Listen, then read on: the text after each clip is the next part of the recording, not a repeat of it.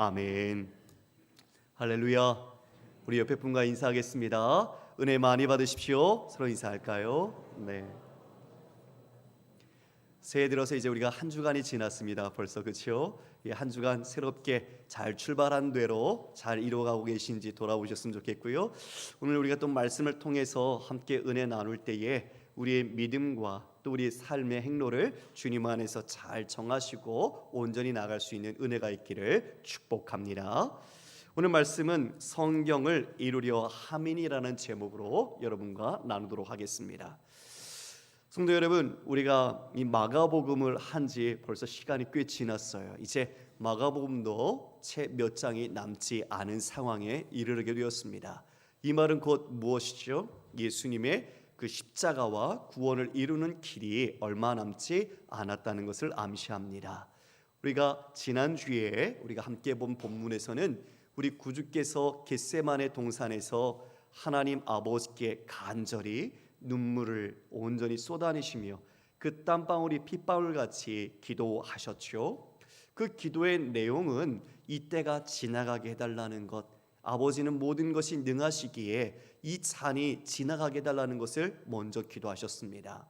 인간의 몸을 입고 있는 예수님도 자신이 죽음과 그 고난이 생전 처음 하나님으로서 겪을 수 없는 길을 가야 하는 두려움이 있으셨겠죠.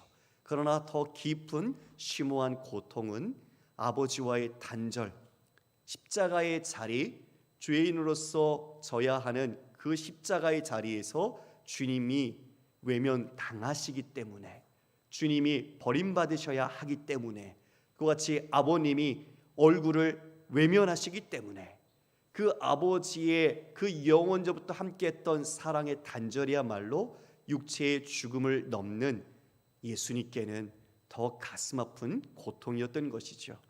그럼에도 이 고통을 넘어서 아버지의 뜻이 이루어지기를 원합니다라고 간구하셨습니다.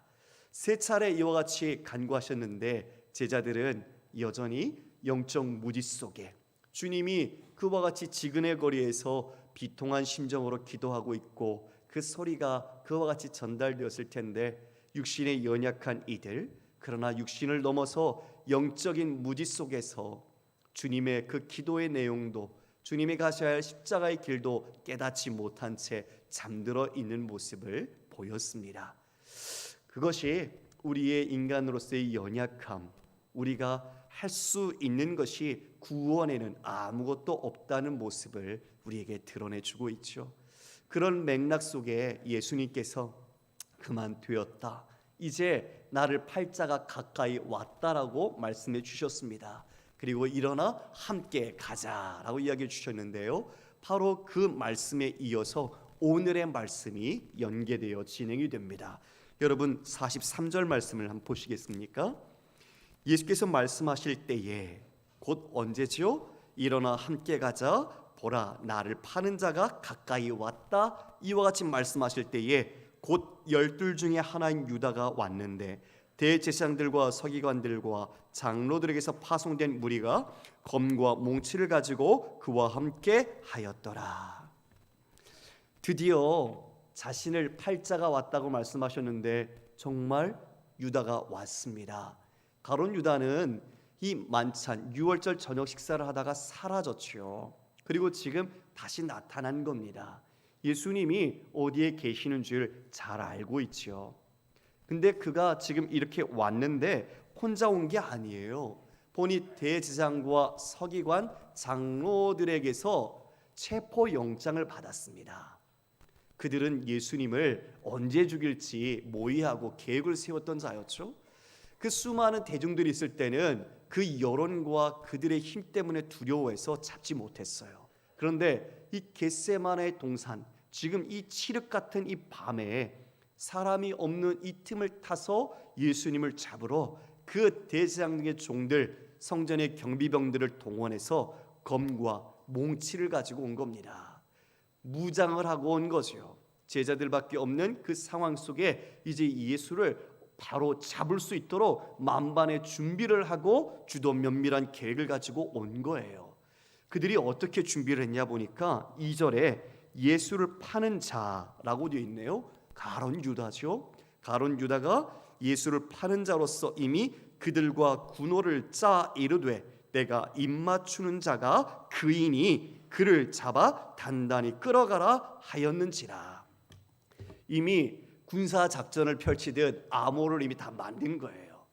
그 깜깜한 밤에 잘 보이지 않잖아요. 지금처럼 뭐 이렇게 다 불이 환하게 있는 것도 아니고 그 동산 안에 있는 곳에 껌껌한 곳에서 예수님을 식별하기가 쉽지 않았겠죠. 그러나 가장 잘 아는 이 가룟 유다가 제자였으니 예수님을 바로 알아보고 어떻게 하는 거예요? 예수님께 제자가 원래 스승에게 했던 거룩한 입맞춤, 사랑과 존경의 입맞춤을 가장해서 배신의 입맞춤, 파는 입맞춤의 표시로 그와 같이 우리 예수님께 입을 맞추는 겁니다. 그러면 바로 그 사람이 누구라는 거예요?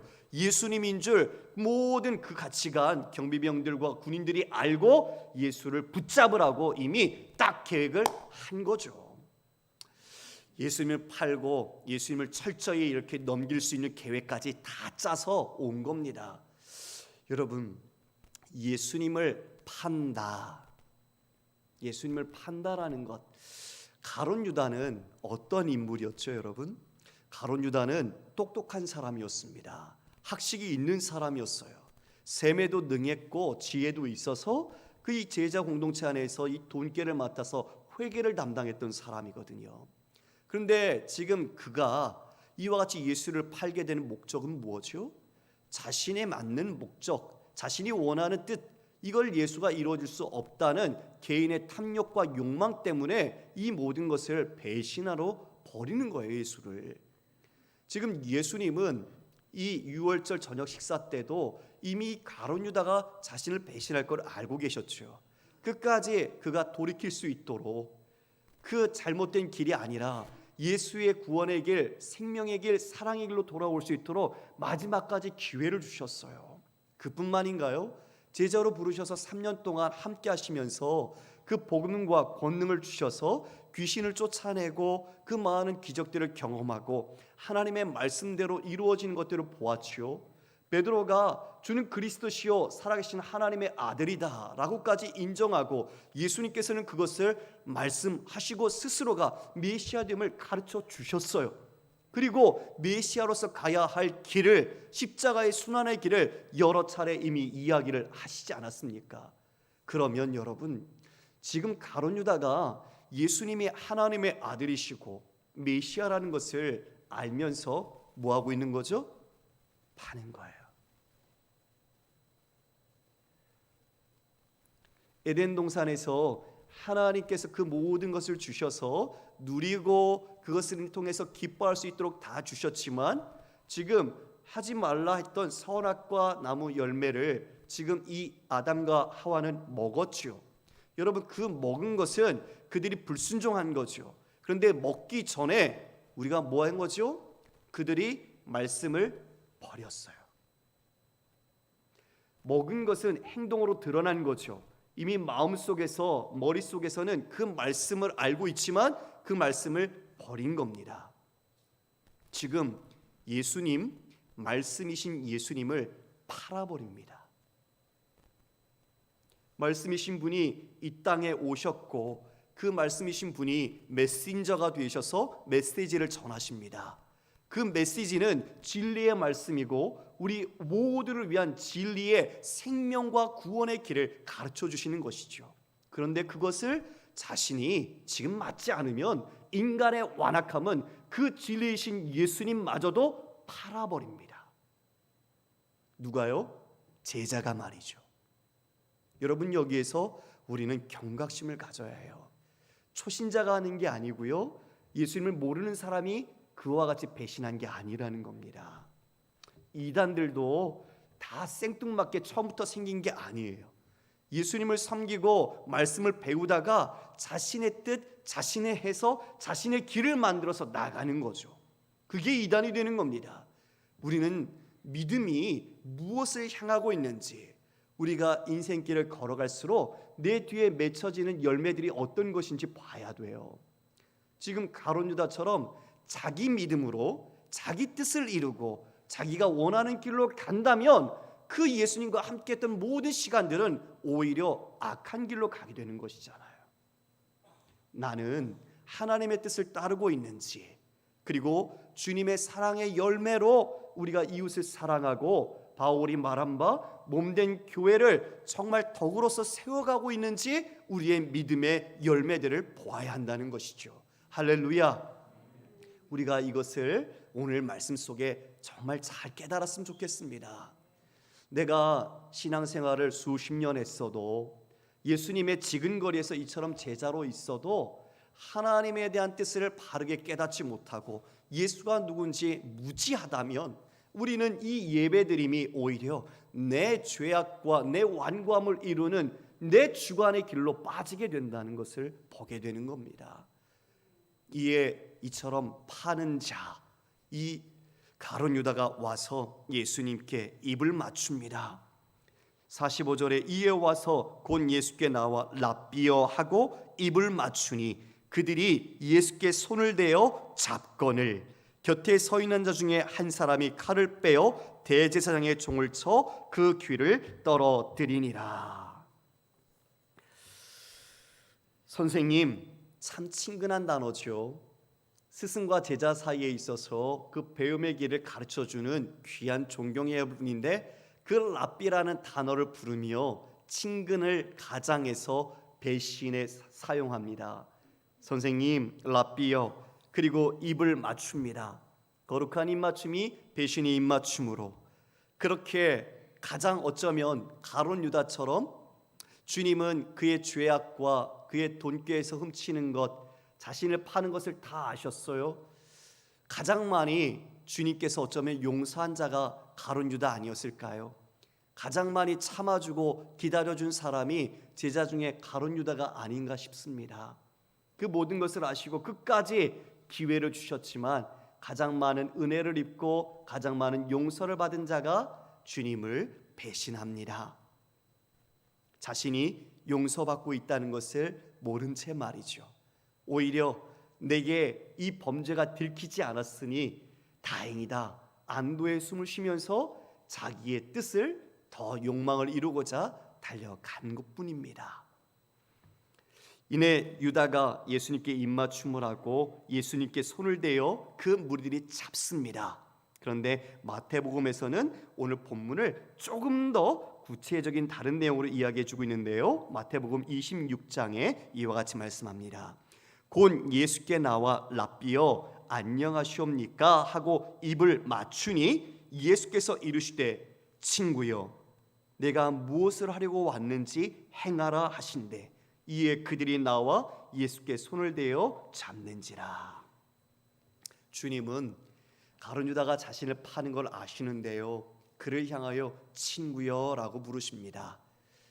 이 못된 놈아, 이 나쁜 놈아, 네가 어떻게 이렇게 할 수 있냐? 어떻게 나를 팔아낼 수 있냐? 책망하시지 않고 반감이나 적의를 드러내지 않으시고 친구여 내가 무엇을 하려고 왔는지 행하라 말합니다. 이 모든 것이 불법하고 불의한 체포의 현장이지만 우리 구주께서는 이 모든 것을 하나님의 선하신 뜻을 이루는 과정과 수단으로 삼으십니다. 악인들은요, 아무리 자신의 뜻을 이룬 것 같아 보여도 하나님은 그 악조차도 하나님의 선을 이루기 위한 도구와 수단으로서 사용하시는 놀라운 섭리를 나타내시는 것이죠. 주님은 그래서 십자가의 길을 가십니다.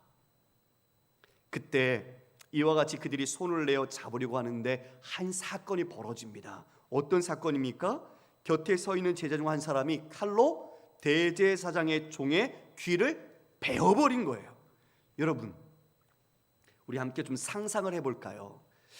물론 횃불은 들고 있었을 거예요. 그리고 예수님과 그리고 베드로, 제자들, 그리고 그와 같이 검과 몽치를 갖고 온 사람들이 서로 대치하고 있는 상황 속에 예수님과 가룟 유다가 입맞춤을 하고 그것을 신호로 이제 예수님을 붙잡으려고 하니 베드로가 어떻게 했습니까? 자신이 갖고 있던 단검을 꺼낸 거죠. 그것으로 바로 그 옆에 있던 대제사장의 종의 귀를 베어버렸습니다.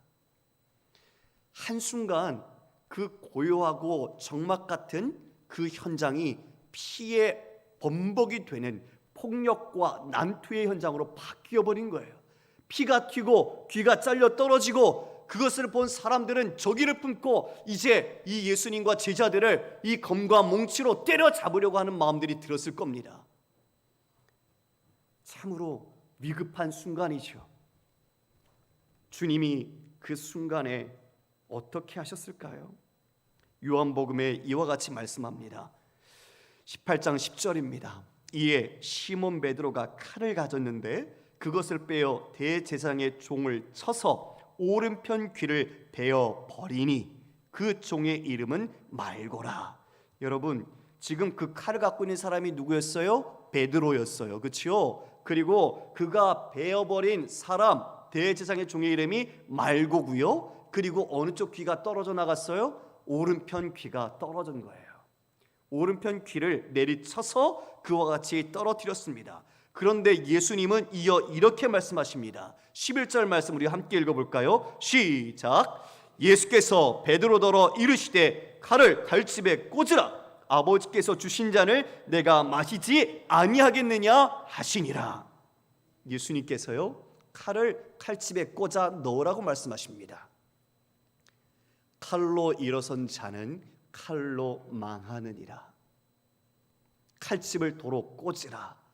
네가 이렇게 한다고, 이와 같이 이런 모습을 행한다고 내가 아버지께서 주신 잔을 마시지 않겠느냐. 무슨 말이죠? 네가 하는 행동 전혀 도움이 안 되는 행동이야. 내가 가고자 하는 길에 맞지 않는 행동이야. 왜 부질없는 그런 행동을 하니 칼을 집어넣어 라고 말하시는 거죠. 여러분, 우리는 여기서 이 베드로가 수제자지만 주님의 뜻을 알고 있습니까? 모릅니까? 모르고 있어요. 겟세마네 동산에서 영적인 무지 속에 잠들어 있었잖아요. 기도의 실패가 이와 같이 하나님이 가시는, 즉 예수 그리스도가 가시는 길이 무엇인지, 그 뜻이 무엇인지 깨닫지 못하는 멍청한 사람, 무지한 사람, 그런 모습을 지금 보이고 있는 거예요. 예수님은 폭력으로, 무력으로 이 땅을 변혁시키거나 하나님 나라를 이루려고 오시지 않았습니다. 하나님이 그랬으면 더 많은 힘을 가지고 이 땅을 전복시켰겠죠. 그런데 우리 주님은 거기에 하나님의 나라의 방법과 질서가 있다고 말씀하지 않으셨어요. 그러나 또 한편으로는 베드로가 수제자로서 예수님이 체포되는 상황 속에 무언가 하지 않으면 안 됐을 그런 마음, 인정 아니면 신의 이런 것들이 있었겠죠. 저희도 그럴 수 있으리라 생각해요. 몸으로 막아서고 주님 도망가세요라고 외치고 우리도 그렇게 할 수도 있었겠죠. 그런데 지금 베드로가 이렇게 한 모든 것은 우리 주님의 길에 전혀 무용하고 도움이 되지 않았다는 겁니다. 그 순간 베드로가 칼을 갖고 있었고 이와 같이 그를 내리쳤는데 이 모든 행동은 베드로가 갖고 있었던 기질, 혈기를 그대로 나타낸 거죠. 그동안 제자 훈련을 받고 말씀도 듣고 이와 같이 가르침을 받았지만 그 마지막 순간에는 자신 안에 있는 혈기를 그대로 드러내고 있어요. 도움이 되지 않는 주님의 길을 오히려 방해하는 그런 행동을 나타내는 베드로의 모습.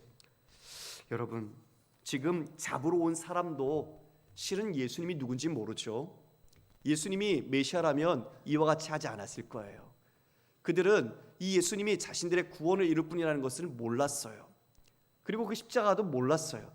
단지 자신들의 기득권, 자신들이 지금 누리고 있는 것을 위협하는 저 예수를 잡아 죽이는 것이 그들의 목적이었죠. 그런데 그 옆에 수제자인 베드로도 예수님을 몰라요. 마찬가지예요. 예수님이 가시는 길을 왜 가는지 모르고 있어요. 지금 왜 이렇게 무능하게 대응하고 있는지 모르고 있어요. 예수님 옆에 다 무지한 사람뿐이네요.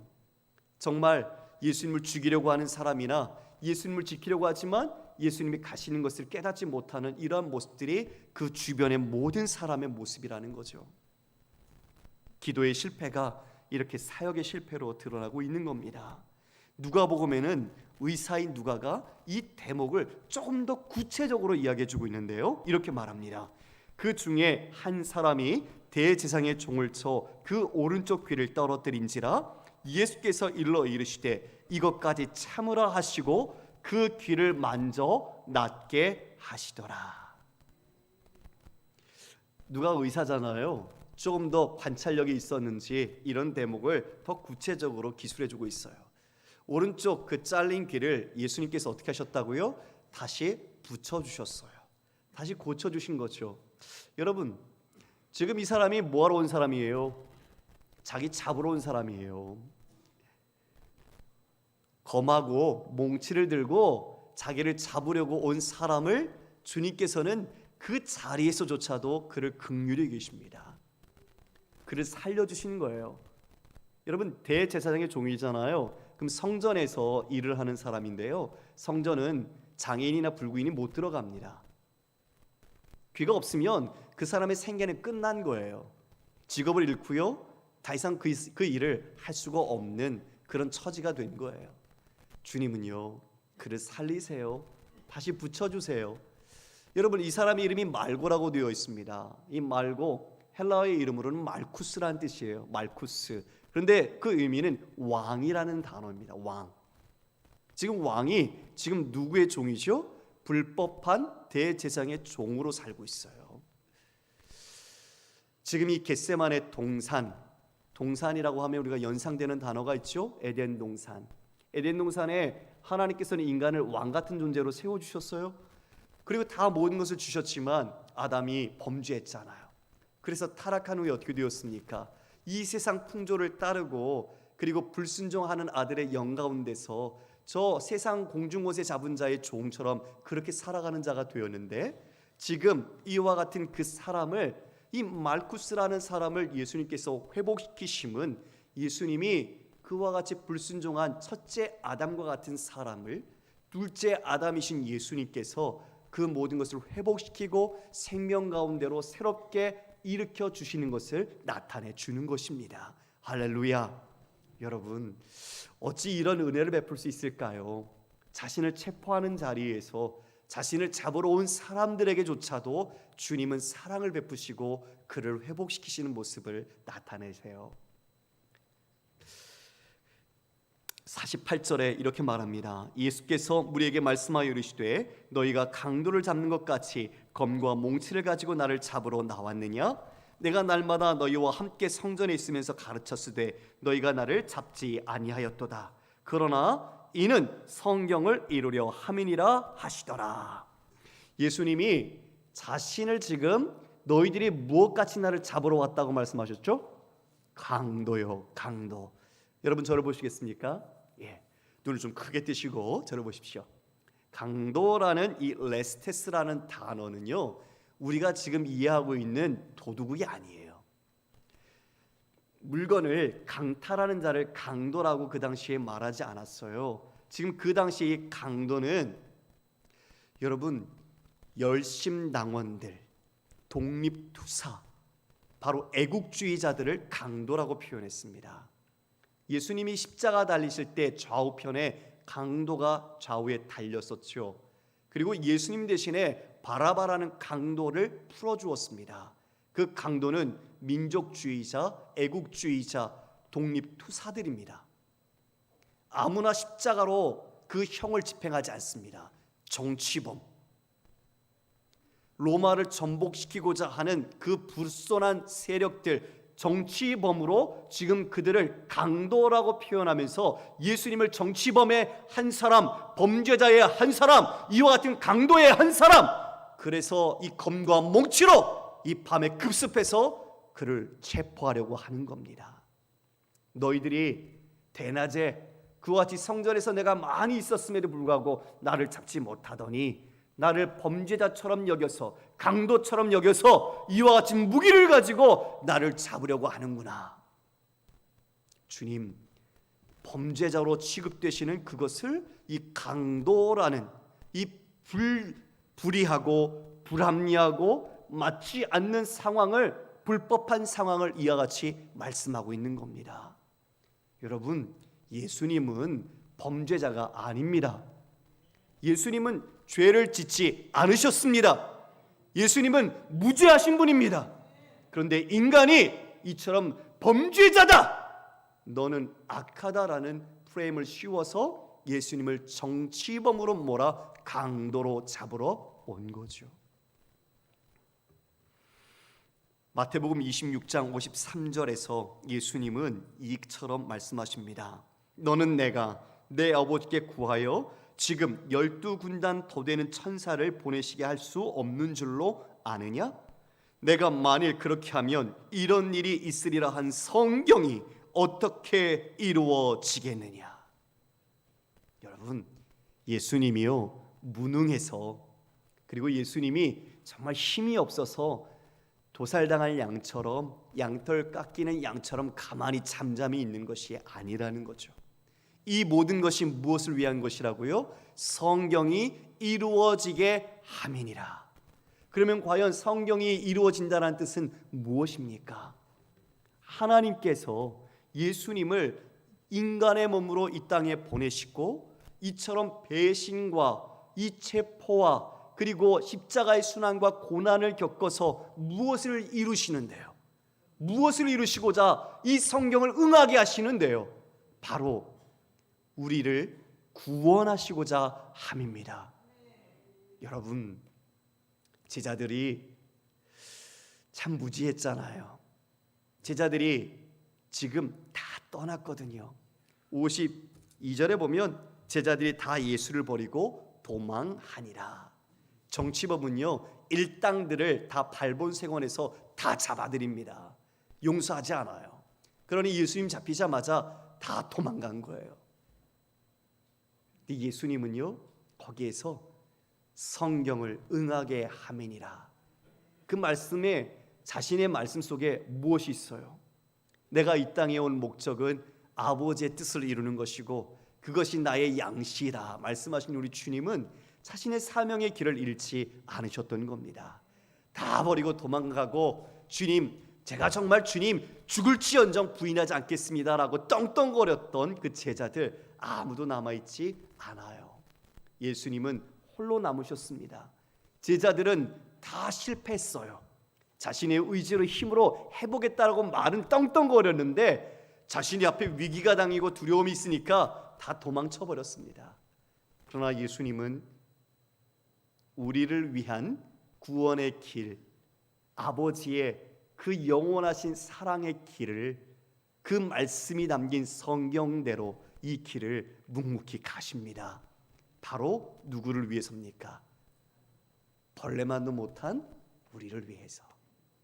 구원받을 자격이 전혀 없는 이 제자들과 같이 모자라고 무식하고 정말 배반덩어리인 바로 우리를 위해서 우리 주님은 그들에게 잡히십니다. 여러분, 그들이 손으로 잡았다라는 표현이 복음서에는 계속 기록되어 있어요. 손이 단순히 손을 나타내는 게 아니죠. 인간의 힘, 능력, 완력을 나타내는 단어가 이 손이라는 단어입니다. 이야, 하나님인데 메시아를 인간이 자신의 힘으로 무기로 잡을 수 있어? 아무것도 아니야. 보니까 이제 인간은 신과 같은 존재가 될 수 있어. 사탄이 아무래도 그와 같이 기뻐했겠죠. 이야, 하나님의 아들인데 이와 같이 우리가 그 힘으로 제압하고 잡고 무능하게 보이는구나. 우리가 이겼어. 이렇게 할 수 있겠죠. 아무것도 못하시는 예수를 조롱했을지 모릅니다. 그러나 주님은요, 이 모든 것이 하나님이 우리를 향하신 구원, 그 깊은 사랑의 길, 그 죄를 대신하기 위한 십자가의 공의로 죄를 져야 하는, 내 대신 죄값을 치러야 하는 바로 그 십자가의 자리 주님을 타십니다. 그리고 그 사랑으로 우리를 살리시며 우리를 하나님의 자녀로 세워주시는 것입니다. 제자들이요 다 도망쳤어요. 근데 51절 52절 보면 뭐라고 말하죠? 한 청년이 나와요. 이 내용은 마가복음에만 기록되어 있습니다. 마태나 누가, 요한에 없어요. 그래서 이 청년이 벗은 몸으로 배 혼니부를 두르고 나왔습니다.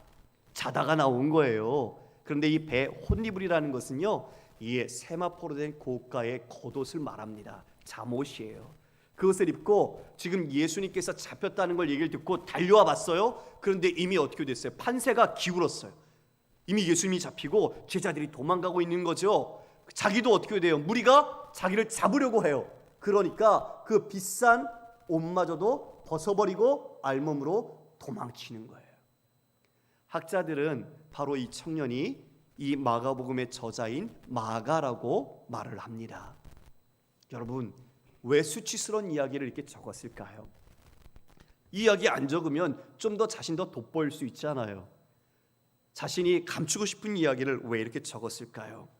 이름 없는 한 청년, 바로 우리 아닐까요? 이름이 없지만 지금 그와 같은 위기 속에서 주님을 따른다고 하면서도 내게 위협이 되고 내 생명의 위기가 닥치면 예수 필요 없어, 겉옷마저도 벗어버리고 도망칠 정도로 그와 같이 믿음의 없음을 적나라하게 표현하고 있는 이 대목이 바로 우리의 믿음의 현 주소가 아닐까요? 참으로 이 말씀 앞에 담담합니다. 우리 주님은 피하시지 않았습니다. 그리고 그 길을 묵묵히 가십니다. 제자들 모두 주님 버리고 실패했지만 우리 주님은 결코 실패하지 않으셨습니다. 오늘 3명의 제자들의 부류가 나와요. 여러분, 첫 번째 누가 나왔죠? 예수님과 오래 제자로 있었지만 자신의 뜻을 따라서 예수를 팔아버리는 배신한 가룟 유다. 그리고 두 번째로 예수님의 수제자였고 예수님이 누군지도 잘 알고 있지만 여전히 예수님의 가실 길과 뜻을 모르고 있는 무지한, 그리고 혈기를 부리는 베드로. 그리고 나머지 마지막 그 모든 길도 죽을지언정 따르겠다고 호언장담했지만 다 도망쳐버린 제자들. 거기에 결정적으로 하이라이트가 혼이불까지 벗어버리고 도망치는 이 마가의 모습이 절정의 하이라이트로 찍고 있는 것이죠. 다 버렸어요. 다 떠났어요. 주님 없으면 안 된다고 말을 해놓고 자신들이 떵떵거려놓고 다 떠났어요. 여러분, 이 모습 속에 우리의 믿음, 우리의 정말 믿음의 핵심과 본질이 무언지 알갱이를 보자고요. 까고 까서 진짜 보자고요. 나는 무엇 때문에 예수를 믿고 있나? 내 믿음은 진짜 누구의 믿음인가? 내가 가는 길 원해서, 내가 얻고자 하는 길 원해서 예수 옆에 붙어 있나? 아니면 진짜 예수님 없으면 나는 아무것도 아닙니다. 예수님이 이루신 그 구원과 그 십자가, 그 사랑의 길이 아니면 나는 아무것도 아닙니다. 주님이 나의 주인이시고 나의 생명이시고 나의 길이십니다. 할렐루야. 이 믿음으로 가고 있는지 우리가 돌아보아야 할 것입니다. 말씀을 맺겠습니다. 아무리 봐도 내 힘으로는, 우리의 힘으로는 예수님을 따를 수가 없어요. 우리는 이처럼 위기가 닥치면 주님보단 다른 것으로 피하거나 더 숨어버리는 우리의 모습에 연약한 자임을 보게 됩니다. 그런데 주님 어떻게 하셨어요, 여러분?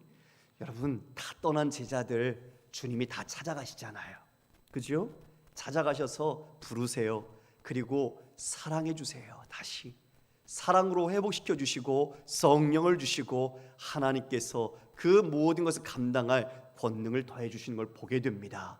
성도 여러분, 우리가 넘어질 수는 있습니다. 그러나 우리가 다시 일어설 수 있는 것은 아버지의 사랑이 우리를 향하여 지금도 역사하고 있고 주님께서 이루신 십자가의 그 은혜와 그 생명을 지금도 주를 찾는 자들에게는 영원한 하나님의 선물로 주어지고 있다는 것입니다.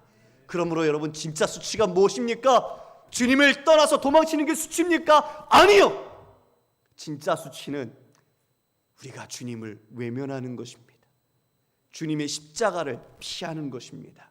그게 그리스도인의 수치입니다. 많은 사람들 앞에서 내가 성도임, 그리스도임을 커밍아웃하지 못하고 그것이 드러나면 해를 입을까, 창피할까 봐 나는 교회 다니는 사람입니다 말도 못하고 다니고 있고, 많은 사람들 앞에서 우리가 식사할 때도 기도조차도 하지 못하는 모습이라면 우리 주님이 보신다면 뭐라 하실까요? 진짜 수치가 뭘까요? 내 얼굴을 감추고 가룟유다처럼 들키지 않았으니까 됐다라는 게 아니라 그 모든 중심까지 꿰뚫어 보시는 하나님 앞에서 나는 부족하고 나는 천하고 가난하지만 예수의 십자가 그리고 예수님을 붙잡고 살아가는 것, 이것이 진정한 영광스러운 성도가 아닐까요?